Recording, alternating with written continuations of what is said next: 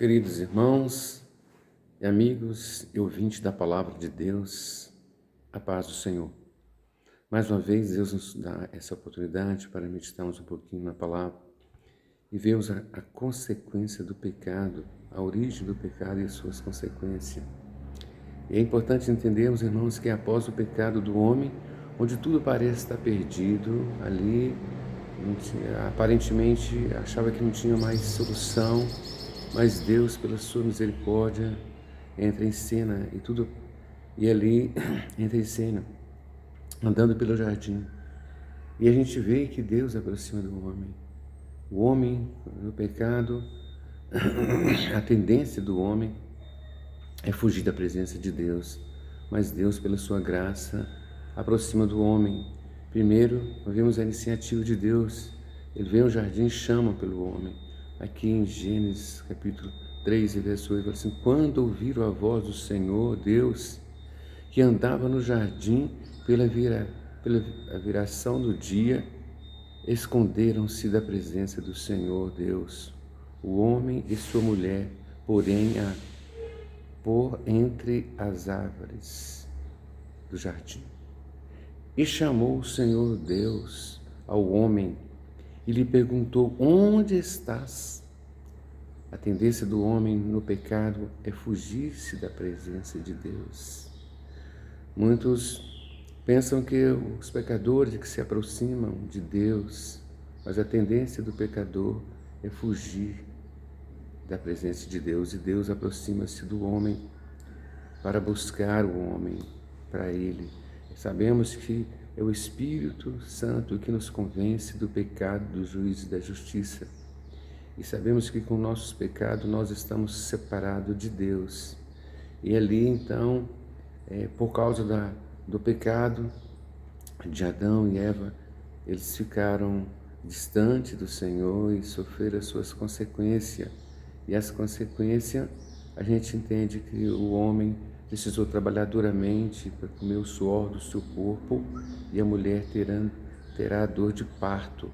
E toda a criação sofre com a consequência do pecado do homem. E o mais difícil é a separação. E como consequência, eles foram expulsos do jardim, ali não tiveram o privilégio de estar no jardim. E a Bíblia nos fala que os nossos pecados fazem separação de Deus, para que Ele não ouça. Por isso, meus irmãos, nós precisamos manter distante do pecado. A nossa luta aqui na face da terra é lutar contra o pecado. Nós entendemos que Davi lutou contra o pecado. A gente está observando o Salmo 51, Davi falando assim: tem misericórdia de mim, ó Deus, e falava: o meu pecado está sempre diante de mim. Ou seja, o pecado jaz às portas.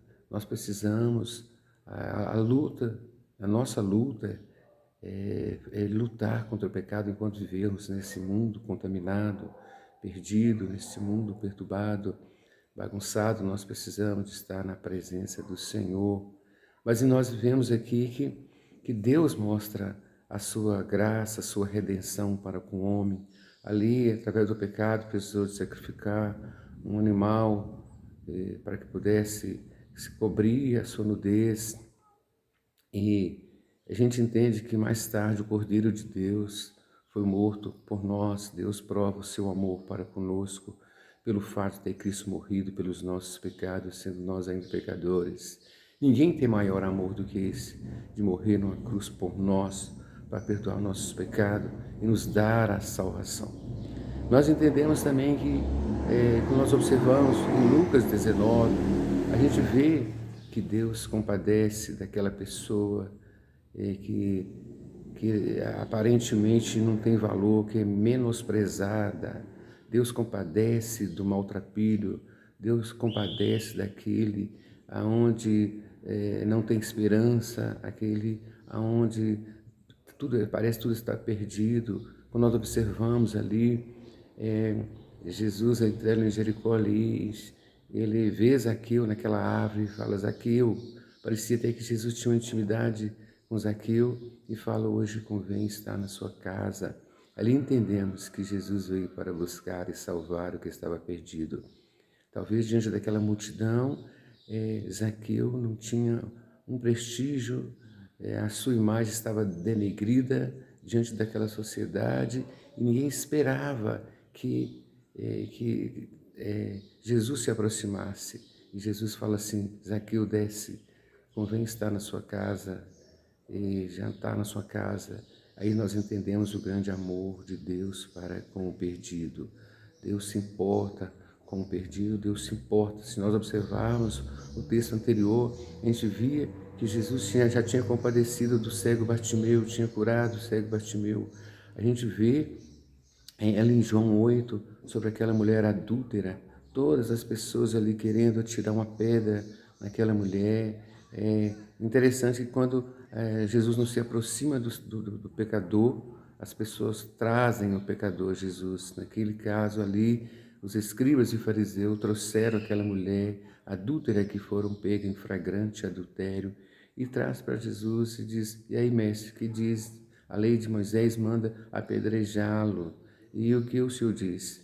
Talvez Jesus poderia concordar com a ideia dos escribas e fariseus e dizer: se a lei de Moisés manda apedrejá-lo, então pode apedrejá-la. Mas não, a gente entende que Jesus ali, naquela situação, ele se compadecendo daquela situação, daquela mulher, talvez com medo, assustada, tremendo, mas Jesus fala: aquele que não tem pecado, que atire a primeira pedra. E eles, nenhum, atiraram a primeira pedra, cada um deixando a sua pedra, começando o mais velho, deixando a pedra e se afastando, aonde se encontrava só a mulher. E Jesus fala assim: mulher, eles não te condenaram? Ela disse: não, Senhor, eu também não te condeno. Vai em paz e não peques mais. Irmãos, o maior problema do pecado é a gente tem que entender que é separação de Deus. Nós precisamos, a cada dia, viver uma vida de meditação, de oração, para nos mantermos distante do pecado, porque o pecado nos separa de Deus. Nós sabemos que tanto Davi como Paulo eles lutaram contra o pecado. Quando Davi fala que o pecado está sempre diante dele e pedindo: tem misericórdia de mim, apaga as minhas transgressões, e sabia que não era fácil. E quando nós estamos aqui nesse mundo contaminado, nós temos que lutar contra o pecado. Não tem como se esconder, nós estamos isentos, nós estamos livres do pecado. O pecado está sempre diante de nós e precisamos manter uma vida nos pés da cruz para viver distante do pecado. E nós entendemos que Paulo também ele tinha uma dificuldade grande com relação ao pecado. Quando Paulo fala ali: o bem que prefiro não faço e o mal que eu não quero acabo fazendo. Aí ele chegava na conclusão que desventurado homem que sou, miserável homem que sou. Nós precisamos cada dia estarmos na meditação, estar vigiando para que vivamos uma vida santa, uma vida pura diante do Senhor, meus irmãos. Todos nós sabemos em que área nós temos dificuldade, em que área o pecado ali está diante de nós, e nós precisamos estarmos cada vez firmados, alicerçados na palavra. A palavra de Deus lá em Hebreus fala que o pecado que tenazmente nos ascendiam. Lá em Hebreus 12, diz a palavra de Deus aqui em Hebreus 12, o pecado está sempre diante de mim. E eu enrosca em nossos pés. E nós precisamos de estar a cada dia. Em Hebreus 12, diz a palavra de Deus o seguinte: portanto, também nós, visto que temos a rodear-nos tão grande nuvem de testemunhas, desembaraçando-nos de todo o peso e do pecado que tenazmente nos ascendiam, e corramos com perseverança a carreira que nos está proposta. Nós precisamos estar firmado e estar olhando para o autor e consumador da nossa fé. O pecado tenta nos enrolar, nos ludibriar, nos enganar e nos separar do Deus vivo. Nós precisamos estar, meus irmãos, meus amigos e ouvintes da palavra, cada vez mais atento, vigiando em todo o tempo. orando em todo o tempo, nisso e vigiando, diz a palavra de Deus. Embraçar o escudo da fé, com qual poderes apagar todos os dados inflamados do maligno.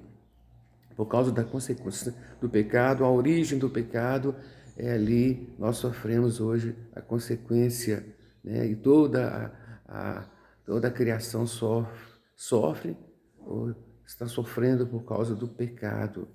E por isso nós precisamos estar cada vez mais na dependência do Senhor, do nosso Deus, do nosso Salvador, e fugir cada vez mais das tentações, mantermos uma vida pura diante da presença do Senhor, que é o autor e consumador da nossa fé.